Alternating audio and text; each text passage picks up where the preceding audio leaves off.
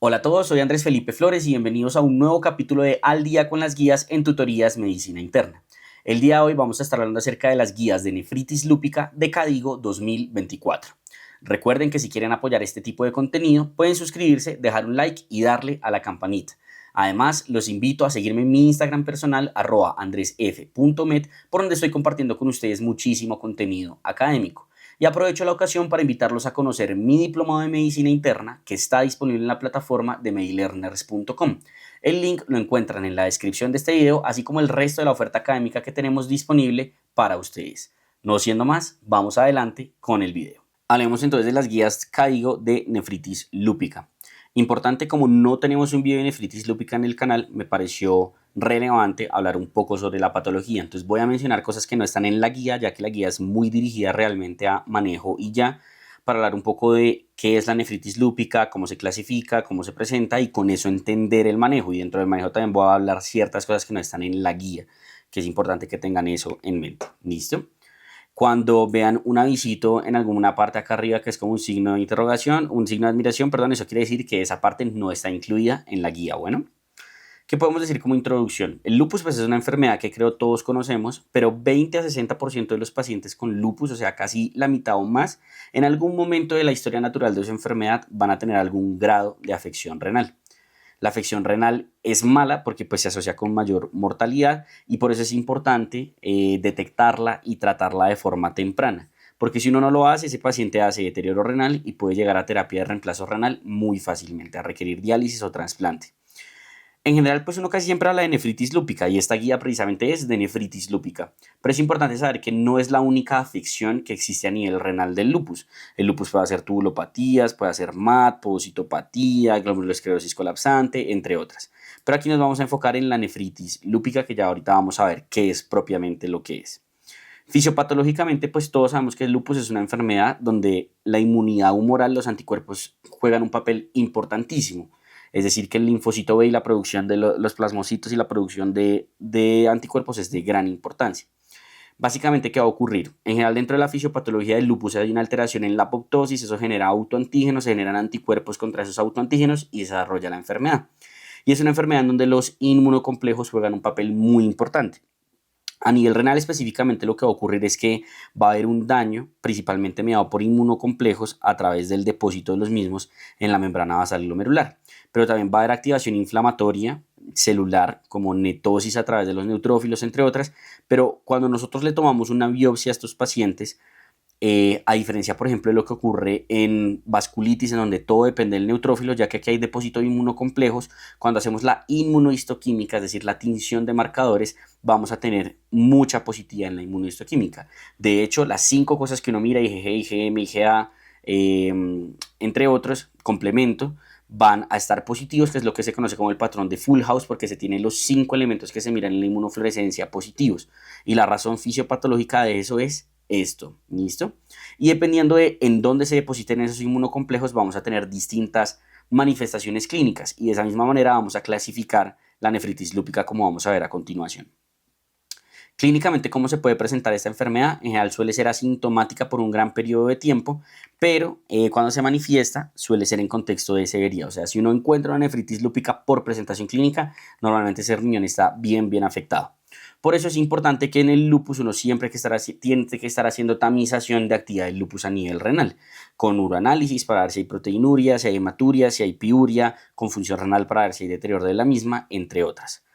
Hay pacientes que tienen mayor riesgo como tal de desarrollar pues nefritis lúpica, que van a ser los pacientes de raza asiática, africana o hispana y el lupus de inicio en la infancia. ¿Listo?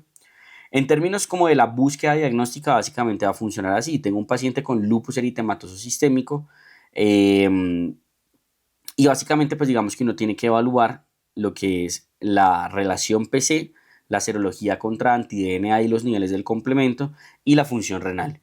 ¿Cuándo? Cuando diagnostico el lupus como, digamos, como seguimiento del lupus y cuando sospeche que hay actividad de enfermedad, yo debería hacer todos estos paraclínicos.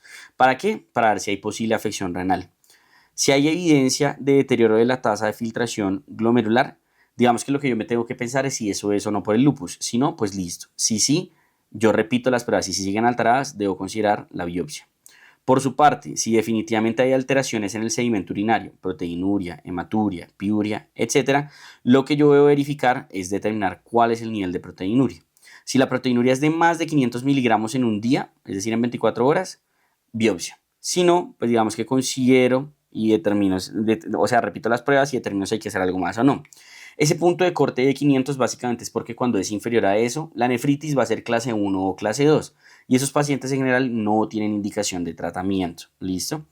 Algo importante también a saber es que la única forma de confirmar la nefritis lúpica es a través de la biopsia y que idealmente pues debe ser leída por un experto. Cuando el experto le llega a la biopsia, lo que debe hacer es el nivel de actividad, dependiendo si hay hipercelularidad endocapital, cuántos neutrófilos, cuánta necrosis y demás, y también tiene que evaluar el nivel de cronicidad, para con eso ver qué tan activo está, es decir, qué tan inflamado está ese riñón y qué tan dañado está ya crónicamente, o sea, daño irreversible, porque esto va a ser importante para definir tratamiento o no de la enfermedad. Y con la biopsia lo que vamos a hacer es esta clasificación. La guía CADIGO no la menciona, pero me parece importante que la tengan en cuenta porque las recomendaciones van a depender de qué clase de nefritis lúpica tenga. Entonces, a grandes rasgos tenemos 6 clases de nefritis lúpica histológicas. La primera es la mesangial mínima, que solo se puede evidenciar a través de la microscopía electrónica y ese paciente en general no tiene síntomas. La segunda es la mesangial proliferativa, en donde el paciente va a tener, pues digamos que hipercelularidad mesangial única, no va a tener acción endocapilar, extracapilar, nada por el estilo. Y usualmente estos pacientes puede que tengan o no algo de presentación como de proteinuria leve o cosas por el estilo y no más. ¿Listo? La clase 3 y la clase 4 es propiamente la nefritis lúpica, que es cuando estamos hablando de inflamación a nivel capilar, sea endocapilar o extracapilar. Focal, si son menos del 50% de los glomérulos, difusa si es más del 50% de los glomérulos. Y estos pacientes sí se van a presentar con glomerulonefritis o con síndrome nefrítico, es decir, lesión renal aguda, hematuria, piuria, de pronto hipertensión y algo de proteinuria, pero en rango subnefrótico. La clase 5 es la membranosa, en donde básicamente lo que vamos a tener es un paciente con síndrome nefrótico. ¿Listo? Va a tener depósitos subepiteliales de inmunocomplejos y este paciente va a estar nefrótico, o sea, es algo completamente a lo que veníamos hablando hasta ahora. Y la 6 es el estadio terminal de cualquiera de las anteriores, que es cuando el paciente tiene esclerosis de más del 90% de los glomérulos y ese paciente tiene ese riñón, digamos que fundido, ese riñón no va a responder absolutamente nada, que es lo importante a tener en cuenta. ¿Listo? En general, pues digamos que esto no es una historia natural, no es que uno pase de la 1 a la 6 así pasando por la 1, 2, 3, 4, pero sí se podría decir que en general uno avanza de la 1 a la 4 y de la 4 salta a la 6, o uno debuta con la 5 y de la 5 puede pasar a la 6, más o menos sería como la lógica, ¿listo? Pero es importante porque, como vamos a ver ahorita, dependiendo de la clase uno puede determinar si el paciente va a tener o no beneficio de tratamiento, y a grandes rasgos 1 y 2 y 6 son pacientes que no se van a tratar. La 6 porque ya no hay nada para hacerle, y la 1 y 2 porque la inmunosupresión probablemente no le mejore absolutamente nada y riesgo-beneficio no sea lo mejor. ¿Listo? Teniendo esto en mente, hablemos entonces del manejo. Y dentro del manejo existe algo que son las medidas generales, es decir, cosas que le vamos a hacer a todos los pacientes que tengan afección renal por el lupus. Lo primero es que todos los pacientes con lupus, independientemente del compromiso que tengan, deben tener hidroxicloroquina. ¿Listo? No hay ensayos clínicos aleatorizados en nefritis, no hay estudios de nefritis lúpica con hidroxicloroquina, pero en general pues hay un posible beneficio y el riesgo de eventos adversos es bajísimo, entonces hay que ponérselos a todos. Idealmente hidroxicloroquina, si no tengo hidroxicloroquina, cloroquina. Y algo importante es que no todos los pacientes necesitan una valoración oftalmológica previa, no. ¿Quiénes son los que sí lo necesitan? Básicamente lo necesitan de forma anual desde los 5 años del uso o al año del uso si los pacientes tienen algún factor de riesgo adicional, como uso de tamoxifeno, tasa de filtración baja, dosis altas o uso de cloroquina. Pero de resto, como para poder iniciar, sí o sí lo tiene que ver un oftalmólogo, si no, no le puedo poner la hidroxicloroquina. No, no es necesario. ¿Listo? Y si tiene tasa de filtración por debajo de 30, debo reducir un 25% de la dosis. Además, a todos los pacientes les evalúo el riesgo cardiovascular, les prevengo infecciones con la inmunosupresión, determino si tienen o riesgo de osteoporosis con el uso de corticoides, cáncer y anticoncepción. Y en todos, pues debo establecer medidas generales de protección renal, mantener euvolemia, evitar nefrotóxicos, etcétera, etcétera. ¿Listo? Aquí está básicamente todo lo que tenemos que hacer en términos del riesgo cardiovascular, pues manejar la dislipidemia, un adecuado manejo de la presión, determinar si el paciente necesita bajar de peso, cesación de tabaquismo, entre otras.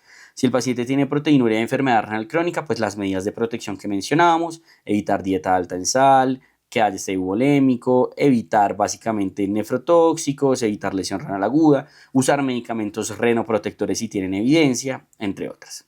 Evitar riesgo de infecciones, eso va a depender básicamente de la inmunosupresión, entonces dependiendo de la dosis de corticoide, profilaxis para neumocistis, a todos los pacientes puede irles VIH, hepatotropos, etc.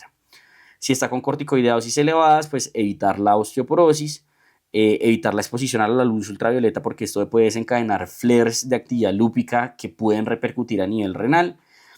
Si el paciente va a estar con manejo como por ejemplo la ciclofosfamida, pues básicamente determinar si el paciente tiene o no deseo de fertilidad, si hay que preservarle óvulos o cosas por el estilo, por el riesgo de falla ovárica prematura, evitar un embarazo no deseado y pues el tamizaje de cáncer. ¿Listo?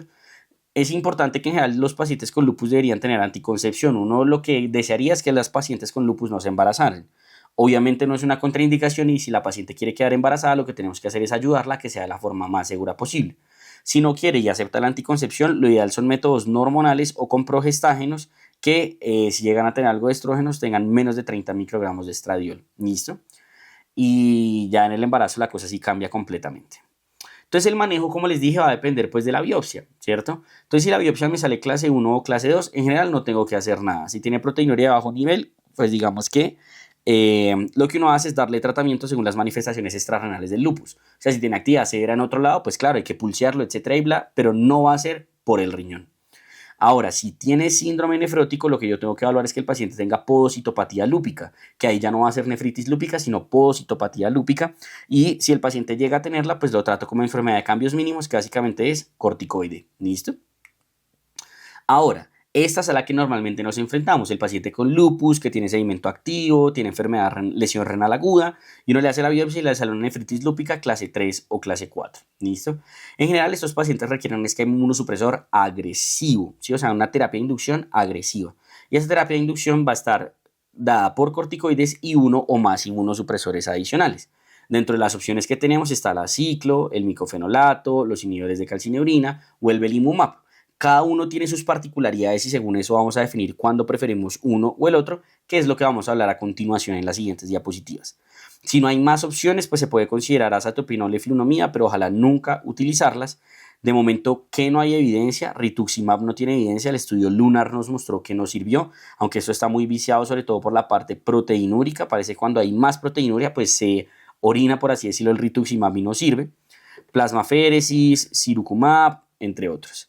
Y se están estudiando a futuro otras opciones como anifrolumab, que de hecho este ya está incluido en algunas recomendaciones de tratamiento, o oinutuzumab, ¿listo? Que es como un ejemplo adicional o sí, como un primo, por así decirlo, del rituximab, ¿listo? Pero por ahora, recomendaciones claras de uso de estos dos, pues no. Bueno. Entonces, si yo estoy en la terapia de inducción, ¿cierto? Como dije, tengo varias opciones. Quizá las dos más importantes son estas que estamos poniendo acá. Ciclofosfamida y mofetilmicofenolato. La ciclofosfamida existe un esquema de altas dosis que es el esquema NIH o de bajas dosis que es el esquema del Eurolupus. En general, sobre todo el Eurolupus tiene mayor evidencia en caucásicos, que eso va a ser algo importante a tener en cuenta ahorita que hablemos de por cuál me decanto. A largo plazo es el medicamento que tiene más evidencia porque es el que llevamos más tiempo utilizándolos. Y se puede utilizar de forma endovenosa u oral, pero en general voy a preferir la forma endovenosa porque tiene menos dosis acumulada y por ende menos riesgo de eventos adversos, sin un mayor riesgo, digamos, de recaída.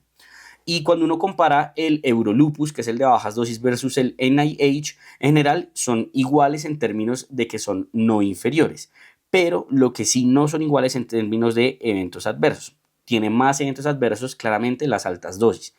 ¿Cuál es el problema? Que cuando uno mira el Eurolupus, que ya lo vamos a analizar ahorita, no lo puede aplicar a gente que tenga una afección renal importante, que pues muchos claramente lo van a tener si tienen una nefritis lúpica clase 3 o clase 4. ¿Listo? En cuanto a los análogos del ácido micofenólico o el mofetilmicofenolato, pues digamos que es el segundo medicamento con más evidencia. En sus estudios lo importante es que incluyen razas no caucásicas, cosa que no hace el Eurolupus, y se ha visto un posible mayor beneficio comparado con ciclofosfamida en hispanos y en latinos, que esto pues particularmente nos importa a nosotros. Si uno mira los estudios en general, es no inferior con respecto a la ciclofosfamida y básicamente pues está principalmente el estudio ALMS, que comparado con ciclos son pacientes con más proteinuria, pero algo importante es que solo 10% tienen tasa de filtración menor a 30, o sea, nuevamente nos quedamos con pobre evidencia, como el Eurolupus, en pacientes con una afección renal muy importante, que sí es claro que tiene menos eventos adversos que la ciclofosfamida. Entonces la ciclofosfamida y el NIH es el estudio clásico, ese no lo vamos a hablar. Quiero hablar del Eurolupus, que es el que habla de las bajas dosis en comparación con altas dosis. El Eurolupus es un ensayo clínico aleatorizado, tiene 90 pacientes con lupus recién diagnosticado, pacientes mayores de 14 años. ¿Y que evaluaron? Básicamente fallo terapéutico, que las definiciones pues son las que están aquí en esta tabla. ¿Qué podemos ver de los pacientes? Primero, jóvenes, pues lo que uno esperaría en lupus, 30 años. Lo más importante es esto, raza caucásica, casi el 80%.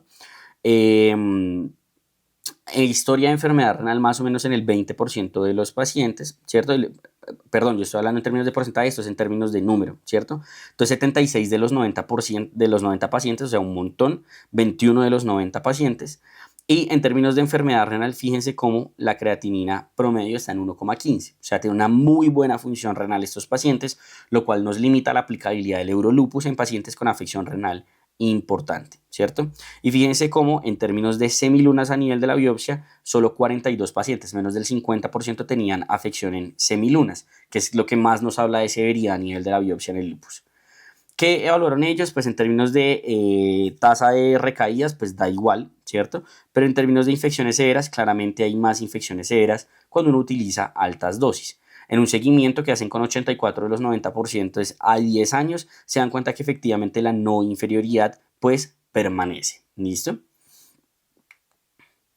En cuanto al mofetilmicofenolato, este es el estudio del ALMS, como les mencionaba. Es un estudio pues multinacional. Algo importante es que es de 2 fases, inducción y mantenimiento, e incluyó 370 pacientes, o sea, bastantes más que el Eurolupus, que tenían clase 3 o clase 4 de nefritis lúpica y se evaluaron por 24 semanas.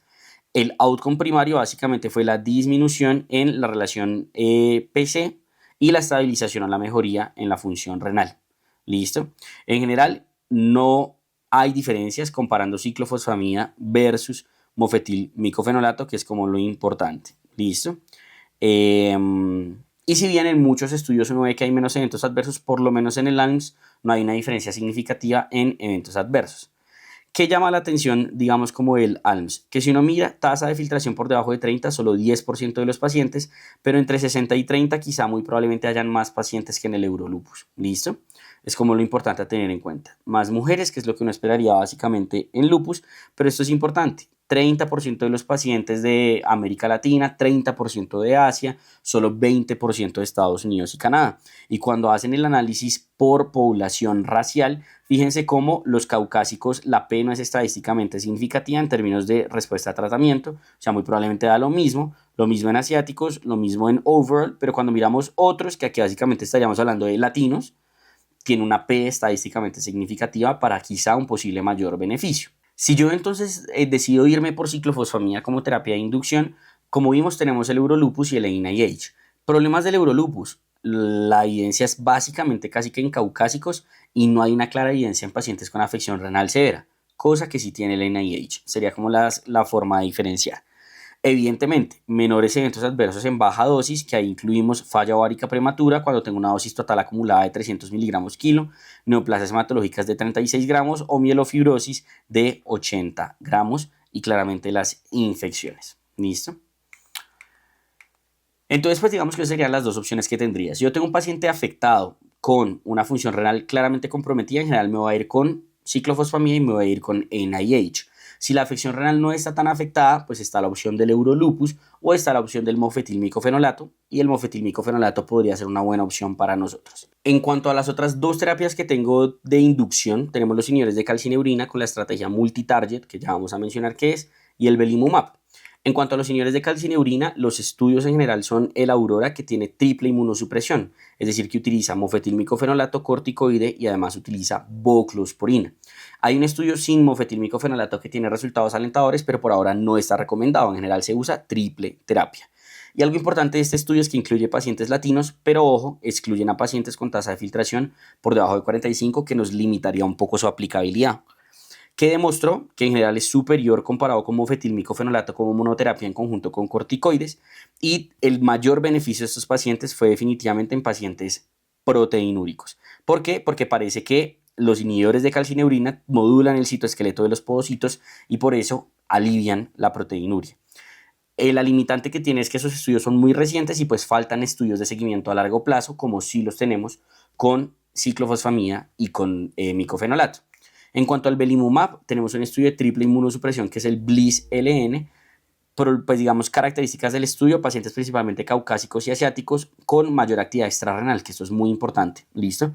Excluyen tasa de filtración por debajo de 30, nuevamente nos limita su aplicabilidad a este grupo particular donde por ahora NIH va a ser la respuesta, y es superior e igual en términos de eventos adversos, y a largo plazo hay un estudio de seguimiento que muestra menos, digamos, como eventos adversos y beneficio en población no nefrótica y en combinación con mofetilmicofenolato. Problemas nuevamente, al igual que los inhibidores de calcineurina, pues no hay estudios de seguimiento a largo plazo porque son estudios muy nuevos, como vamos a ver ahorita. En cuanto a los corticoides, pues digamos que en general todos los corticoides, o sea, todos los pacientes van a ir con corticoide. Hay esquemas de alta dosis, de dosis moderada o de dosis reducida. En general, casi siempre que va a preferir uno, pulso de metilprednisolona para todos, como ustedes se pueden dar cuenta, y empezar a titular a la baja lo más rápido posible. Este es entonces el estudio BLISS-LN, que es el del belimumab, un ensayo clínico aleatorizado multicéntrico, 448 pacientes, que incluyeron a pacientes con nefritis lúpica clase 3, 4 o 5. ¿Y qué es lo que hacían? Darles o no belimumab junto a una terapia de inducción ya establecida, que son corticoides con ciclofosfamida o con mofetilmicofenolato. Y básicamente hablaron la respuesta renal. La población, pues joven, como es de esperarse en lupus, como siempre. Algo importante es que es raza principalmente asiática y blanca, caucásica. Los afroamericanos, los latinos aquí definitivamente muy poco representados, que es como importante eso tenerlo en mente. Sobre todo afroamericanos. Cuando uno mira latinos, más o menos como 17%. ¿Listo? Y algo importante es que tiene una tasa de filtración buena, un promedio de 100 de tasa de filtración, que es pues bastante bueno, ¿cierto? ¿Qué evaluaron ellos en términos de efectividad del desenlace primario, que era la respuesta renal? Una superioridad. Sobre todo cuando miran, pues así se ha evaluado por los desenlaces secundarios, que son los que tenemos acá. Entonces, importante tener eso en cuenta, y no hubo diferencias en eventos adversos, pero recuerden que a largo plazo sí hay una disminución de los eventos adversos en estos pacientes. En cuanto a la Aurora 1, es un ensayo clínico fase 3 aleatorizado, 179 pacientes, nefritis lúpica clase 3, 4 o 5, excluyen, muy importante, esa tasa de filtración por debajo de 45, y lo que ellos hacen es que todos los pacientes reciban corticoide y micofenolato y comparan bloclosporina versus el placebo. La población nuevamente muy joven, más o menos un 10% de raza afroamericana. Algo importante es que a un 30% de latinos, nuevamente nos representan ahí bastante bien. Y la tasa de filtración de base, pues sí era de 92, que es como lo importante tener en cuenta. Y algo característico, eran pacientes bastante proteinúricos, casi todos en rango nefrótico. ¿Qué evidenciaron ellos? Que no hay evidencia o no hay cambios, digámoslo así, en términos de eventos adversos, ¿cierto? Y en términos de respuesta, sí definitivamente nos podemos dar cuenta que hay una superioridad cuando utilizamos la oclosporina, ¿cierto? 73 versus 40 pacientes, que es algo bastante importante como a tener en consideración. ¿Listo? Y este es el estudio que les digo que salió recientemente en el JAMA, que es de tacrolimus como inhibidor de calcineurina, no oclosporina, y lo utilizaron sin el mofetilmicofenolato y compararon contra ciclofosfamida. Básicamente 18 a 60 años, lupus, clase 3, 4 o 5 nuevamente, que estuvieran proteinúricos, y el outcome primario fue respuesta completa o parcial a la semana 24. La población joven, importante era que tenía una creatinina, pues una tasa de filtración promedio, fíjense, solo de 101, solo 13% de los pacientes tenían tasa de filtración aproximadamente de 40, ¿listo? Y que se dieron cuenta que en ellos en general no hay diferencias en desenlaces adversos y tampoco una diferencia significativa en términos de la respuesta pues, que evaluaron, ¿listo? Entonces la pregunta es cómo escoger. Tenemos 4 medicamentos que podemos utilizar, uno de ellos con dosis diferentes, que es la ciclofosfamida. Esta tablita me gusta muchísimo, no está en la guía, pero creo que es algo que podemos aplicar. Cuando voy a utilizar ciclofosfamida en altas dosis, formas muy severas de nefritis, pacientes con semilunas, pacientes con una afección renal severa o cosas por el estilo. Mientras que ciclofosfamida en baja dosis me va a ir para los pacientes que tienen una leve a moderada, ¿listo? Pero que no tienen tanta afección renal y sobre todo en pacientes caucásicos. Micofenolato me va a ir en pacientes que tienen una presentación leve a moderada y pues en latinos es una gran opción. Belimumab, básicamente, esto es lo más importante. Cuando tienen actividad renal extrarrenal severa, quizá muy probablemente ahí haya un beneficio. Y oclosporina con micofenolato, probablemente lo mejor va a ser en pacientes que tengan una proteinuria nefrótica. Y así voy a preferir, básicamente. Está muy nefrótico, inhibidor de calcineurina. Está muy malo a nivel renal, ciclofosfamida en alta dosis. Está, pues digamos, una nefritis ahí como un poco más tranquila. Micofenolato si es latino, sino ciclofosfamida en esquema de Eurolupus. Y este es el algoritmo más o menos de resumen que nos propone la guía, ¿cierto? Entonces le dicen a uno acá arriba, mi paciente tiene biopsia renal con clase 3 o 4, pues si tiene microangiopatía trombótica ya vamos a hacer qué hacer, si no, miro la cronicidad. Si el paciente está muy crónico, ¿cierto? Básicamente lo que yo debería hacer es no manejarlo. ¿Por qué? Porque pues muy probablemente la inmunosupresión no le vaya a hacer nada. Solo si tiene clase 5, considero manejarlo como clase 5. Pero si es clase 3 o 4 y está muy crónico, no lo voy a manejar. Si es activo y no crónico y tiene clase 3 o 4, pues ahí sí lo voy a manejar. Sí o sí me voy con un pulso de metilprednisolona y luego corticoides a la baja y me voy a ir con alguna de las opciones que tengo, que es inhibidor de calcineurina con micofenolato solito, ciclofosfamida o belimumab, dependiendo de las características que ya mencionamos ahorita anteriormente. Una vez entonces yo inicio el tratamiento, lo que sigue es evaluar si el paciente tiene o no una adecuada respuesta al tratamiento. Existen diversas definiciones establecidas en los ensayos clínicos. Lo importante saber es que es una valoración continua en el tiempo. Uno en general no tiene que esperar los meses establecidos que están ahorita, ya vamos a ver en los criterios de CADIGO, sino que en general, pues si a las 4 semanas ese paciente no ha mejorado o es subóptimo a los 3 a 4 meses, muy probablemente no vaya a tener una buena respuesta. Se puede considerar la biopsia para evaluar la respuesta si se van a tomar decisiones relevantes, como por ejemplo suspenderle manejo. Si es un paciente que digo, no, este más seguro ya está muy crónico o algo, biopsia está muy crónico, listo. No lo voy a continuar, no le voy a continuar la inmunosupresión. Y algo importante es que no debo olvidar las manifestaciones extrarrenales porque esas también me pueden impactar en el manejo. ¿Listo? Ahora sí, entonces, ¿cómo va a definir CADIGO básicamente la respuesta? Tenemos una respuesta completa, que es que el paciente tenga menos de 500 miligramos de proteína en 24 horas, que tenga estabilización o mejoría en la función renal y que esto sea en los primeros 6 a 12 meses de la terapia.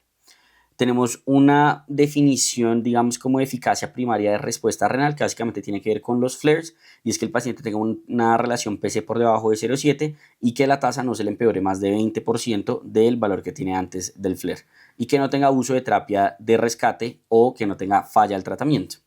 Respuesta parcial va a ser el paciente que tiene una reducción de al menos el 50% de la proteinura y está por debajo de 3 gramos en 24 horas y que tenga una estabilización o mejoría de la función renal en los 6 a 12 meses del tratamiento y ausencia de respuestas que no cumpla pues ninguna de las anteriores. Es importante saber que aquí no hablamos de remisión, a diferencia por ejemplo de lo que se hace en vasculitis. ¿Por qué? Porque la remisión únicamente es histológica, no por pruebas clínicas. En tal caso de que tengamos ausencia de respuestas, este es como el checklist que debemos hacer que nos propone CADIGO. Lo primero es ver que el paciente sea adherente. Si efectivamente lo es ver que tengamos una adecuada dosis del inmunosupresor o que no vaya a tener, por ejemplo, problemas en absorción, medir niveles o cosas por el estilo. Si no es ninguno de esos dos el problema, tengo que evaluar o tengo que considerar.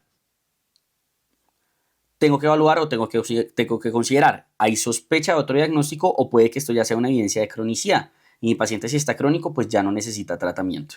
En tal caso de ser así, repito la biopsia. Si no, o si la biopsia me confirma persistencia de actividad, pues ¿qué tengo que hacer? Tengo que considerar cambiarme a un régimen alternativo de tratamiento.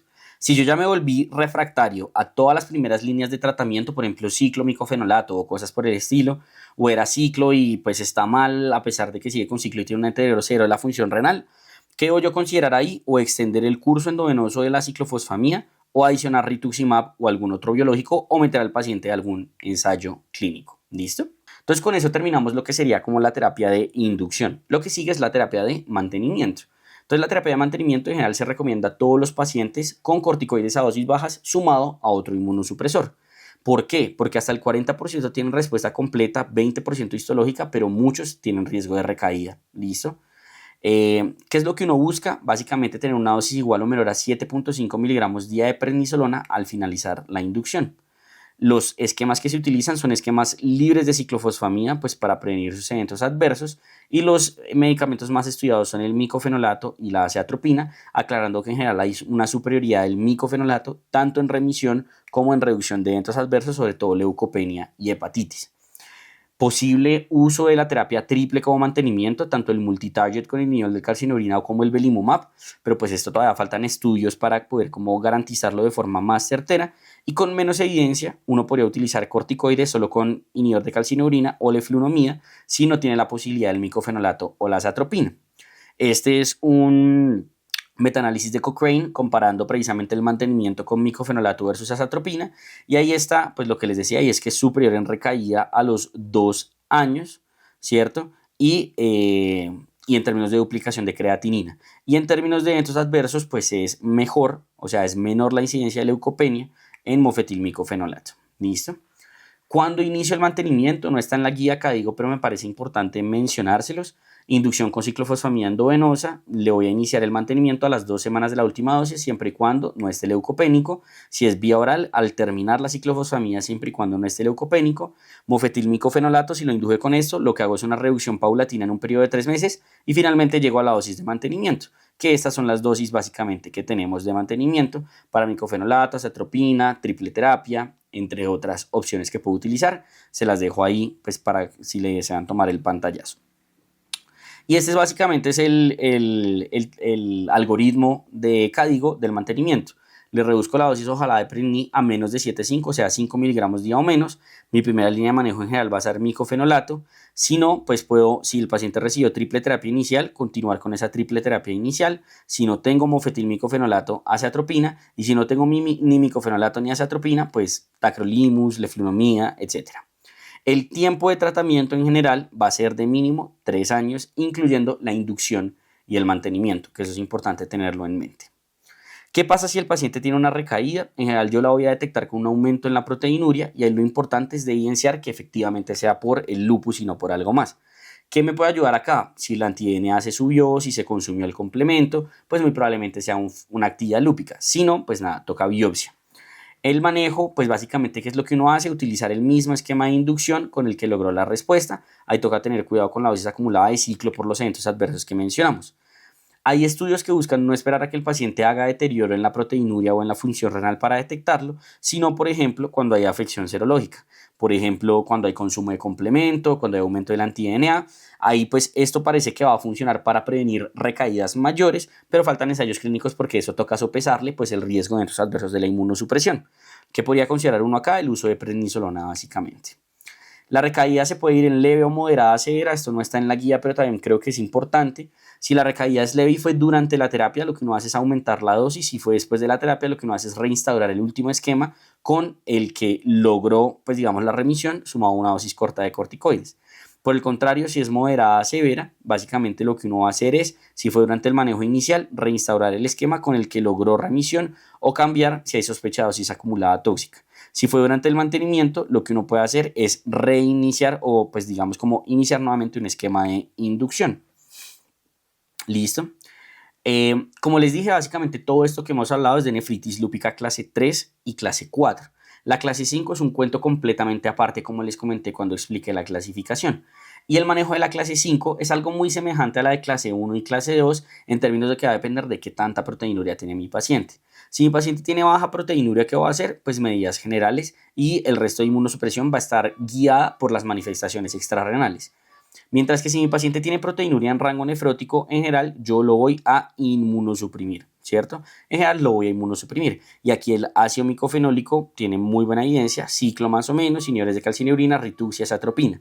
Quizá en este grupo de pacientes en donde más muy probablemente vaya a servir esta triple terapia con los inhibidores de calcineurina, porque es cuando los pacientes están más nefróticos, ¿cierto? Ahí es que uno lo consideraría. Si el paciente no está en síndrome nefrótico, pero empeora la proteinuria, la función renal o cosas por el estilo, podría considerar iniciarle inmunosupresión. ¿Listo? En cuanto a la microangiopatía trombótica, la CADIGO habla pues bastante de esto. Cuando uno tiene lupus, nefritis lúpica y sospecha de microangiopatía trombótica, porque tiene anemia hemolítica microangiopática y tiene trombocitopenia, lo que uno debería hacer es evaluar el ADAMS 13, básicamente, evaluar por síndrome antifosfolípido y determinar el Plasmic Score, que es un score de riesgo de tener púrpura trombocitopénica trombótica. Si el Plasmic Score le da alto a 1, uno debería empezar corticoides y plasmaféresis y esperar a los niveles. Si los niveles efectivamente del ADAMS 13 son bajos, uno confirma entonces una púrpura trombocitopénica trombótica asociada a un lupus eritematoso sistémico, y además de la plasmaféresis y el corticoide, debe iniciar rituximab o caplacizumab. ¿Listo? En tal caso de que la ADAMS 3 esté normal, ¿cierto?